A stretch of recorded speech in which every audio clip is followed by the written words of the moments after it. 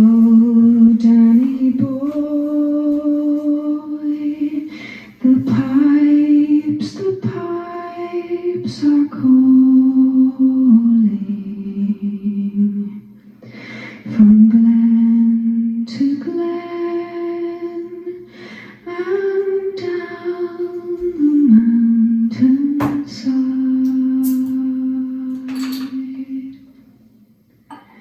The summer's gone,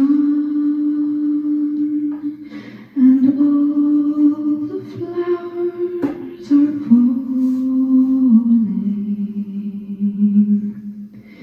'Tis you must go, and I must bide.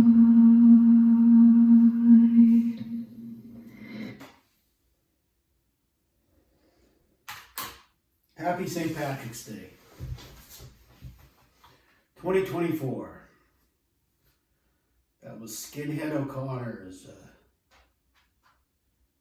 as was said on that sketch on SNL.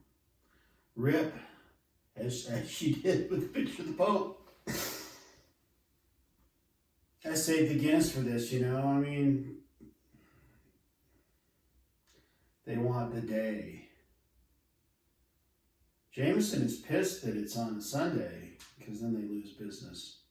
I'm sure they sell a double-digit percentage of their product on that one day. 10% of all that Jameson drank all year is drank on St. Patrick's Day. Yeah, I bet. Salud. Sante. Michael Fronte.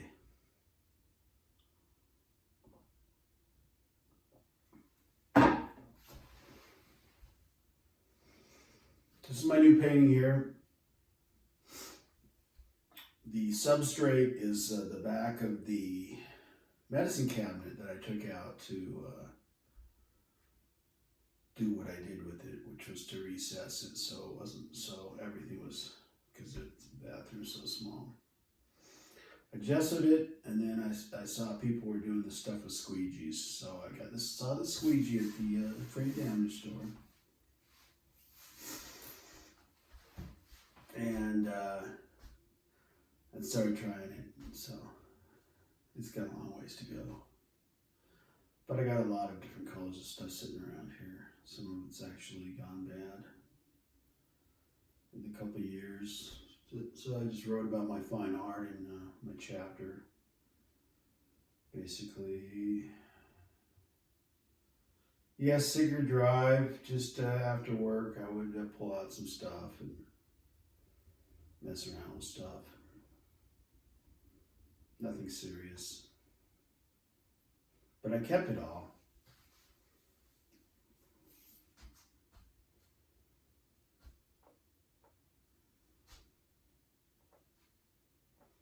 Yeah, weather's been good. Yep, the weather's been good compared to last year. So, I better tell you my St. Patrick's Day story. So I think it was 1990. 91, I think. Lori left in 90. I think 91, I went back to New York City. Hung out with Verge, and we went to the St. Patrick's Day parade. We had a weekend for the St. Patrick's Day. We stayed at the Marriott Marquis, place I'd stayed at before. Yeah. Anyway, you gotta know Verge, you know. Hopefully you've read enough about the book that you have an idea of what he's like. So, I don't even know how Irish he is, but you know, there's the parade and everything, and he's got this place he wants to go to called Eamon Duran's, and it's kind of the most hardcore Irish bar, and it's like more of an upper class kind of thing with like the merchants and the various Irish companies come to New York, they would go there. Eamon Duran was a rock auteur. He died at an age younger than me, but anyway, so it's just partying with Verge. It's just kind of nonstop. Um, I think the first day we sat down and there was this guy who's kind of crusty, but he was this guy who wrote a book on restaurants, and he was like a restaurant consultant dude. And this dude, yeah, he tipped a few in bars around New York City. This book's actually pretty good. I got it. It's interesting. I gave it to Claire for her boss, and he stole it. He was a bad guy. But anyway, I got another copy. Anyway, so before a few more hours were, we know this guy. He's going to send us our book, which he did. And then we go out on the street, and there's a couple other Irish guys, and they were smoking a joint. And this is totally unforgettable. One guy stood around, left around, he said, "It's loaded with angel dust." Version I thought was pretty funny. So it just keeps going. We go up to this surf bar, and then something funny happened. There's a guy in Times Square, drums on the 5-gallon things, and then by the time we got up there, Virgil had decorated the bathroom, so to speak. And his wife, she basically gave up pretty soon, but anyway, the next day we go back to Even Rand's just for brunch, and I think we were there checkout time, we were there 11 or something, and it's noon, we're about ready to go. I think it was the actual holiday, and the guy wouldn't let us go and just started buying these rounds, and after 2 or 3 rounds that he bought, they just started going around. It was like 6 o'clock before we got out of there. I had to go out and take a walk. Sometime Virgil, you come back, he's got his arms around these people you don't even know. But it's loaded with angel dust. So 2022, I was down selling the bread for Crumb Brothers. This guy, the same people would come by every week, it seemed like, and there's one guy, and he spent a lot of time in Ireland. He had an Irish accent, but he was born here.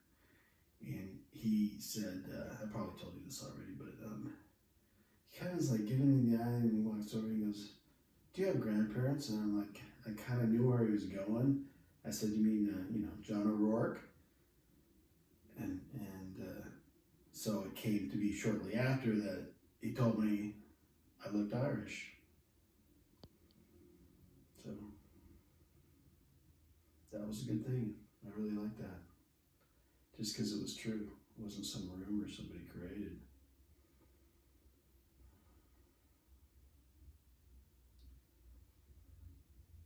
Well, I'm looking towards summer. I guess I'll just put it that way. Keep it short today here as this skinhead plays us out. But coming back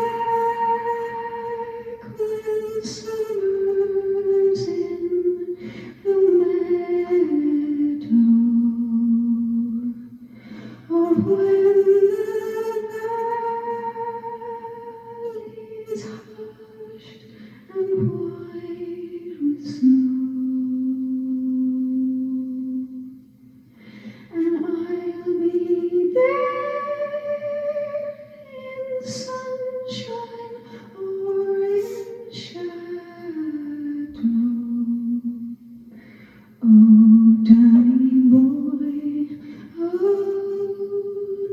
boy, I love you so. And when